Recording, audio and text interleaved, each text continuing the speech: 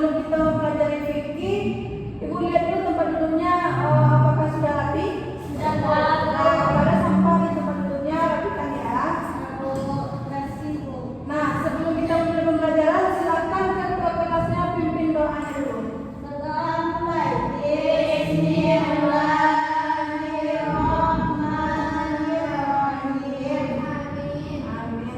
Udah siap untuk mulai pembelajaran? Sudah, Bu. Oke, sekarang Ibu akan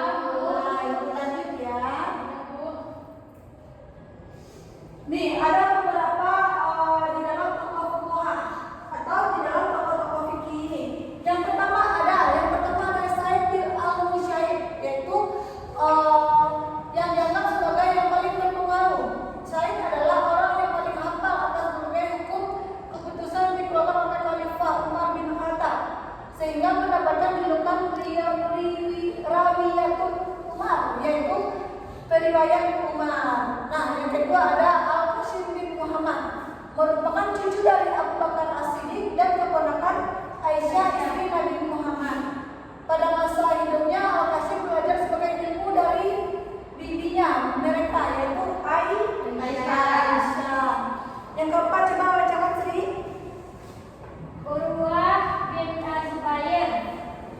Siapa itu? Salah satu tokoh fuqaha karena dikenal sebagai periwayat atas sebagian besar hadis yang berasal dari Aisyah. Kemudian Kharijah bin Zaid. Kharijah belajar ilmu dari ayahnya yaitu Zaid bin Sabit yang juga ahli di bidang qiraat, hafalan, penulisan, pemahaman Al-Quran. Cukup itu jelasnya. Aisyah itu siapa tadi? Istri? Istri dari Rasulullah. Dan wanita pada Umar bin Abdullah adalah seorang guru dari Khalifah Umar bin Abdul Aziz. Nah, selanjutnya ada Abu Bakar bin Abdurrahman. Beliau dijuluki sebagai rahib dari Quraisy karena sedemikian seringnya menjalankan sholat dan puasa. Lanjut, ada di bawah kitab fikih mazhab Syafi'i. Yang pertama ada kitab Qaidut Tariq, dan kedua ada kitab Ulumul Usul, yang ketiga ada kitab Minhajul Usul, dan yang keempat ada kitab Fathul Mu'in.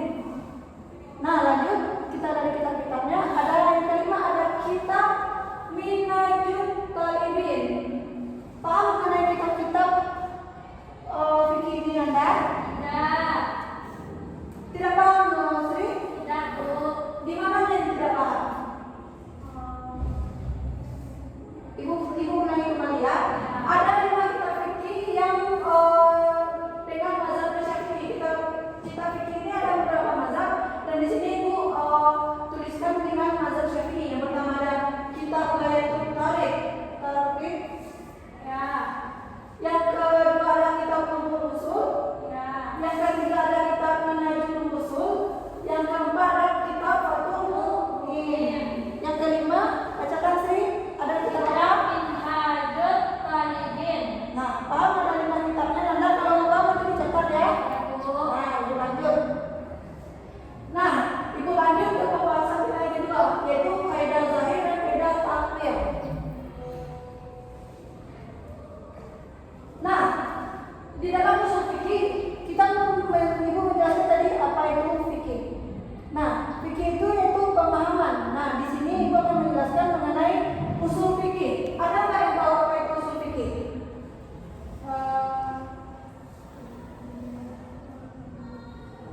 Kaidah Apa itu usul fikih, Nana? tata, Bu. Ibu tunggu ya, apa itu usul fikih? Usul fikih adalah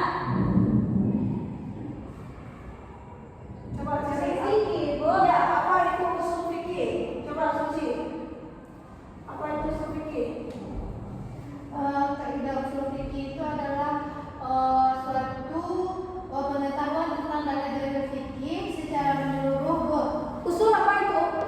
Asal. Usul asal. Fikih apa? Fikih Coba fikih apa Nana? itu pembelajaran. Fikih itu coba apa Suci? Fikih adalah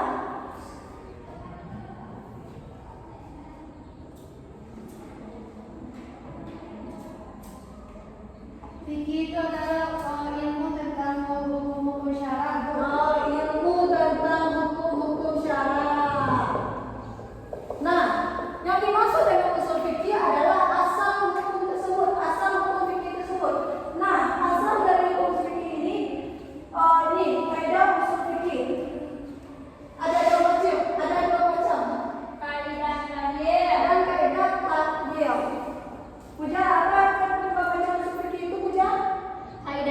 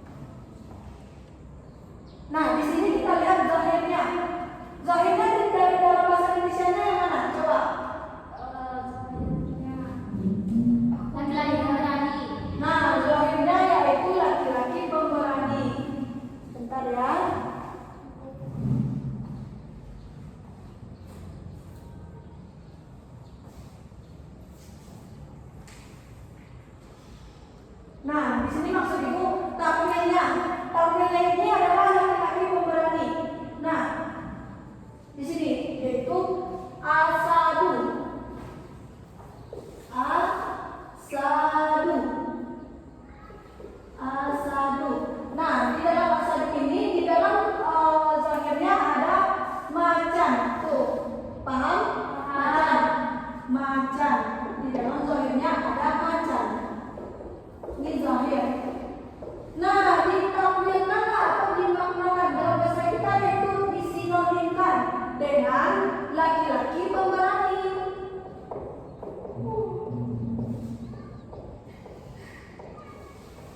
Kenapa harus ditampilkan, Bu? Nah, kenapa harus ditampilkan? Tidak mungkin kita memakai zahir seperti aku melihat macan di masjid, maka tidak mungkin macan ada di tidak mungkin macan ada di masjid. Nah, seperti itulah Nanda. Nah, paham mengenai yang ini? Paham? Yang mana zahirnya? Coba. Yang mana, Bu? Nih, zahirnya. Coba yang ini. Asadu. Pintar. Asadu. Ditampilkan menjadi Macan. ditampilkan menjadi pemberani. Karena yang kuat adalah zahir, mana yang lemah adalah takwil. Paham? Paham semuanya? Ibu lanjut ke contoh yang kedua. Coba Sri, bacakanlah.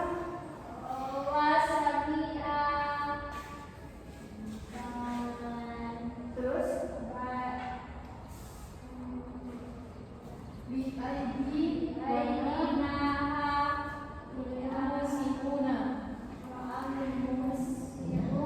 nah, bentar. Nah, di sini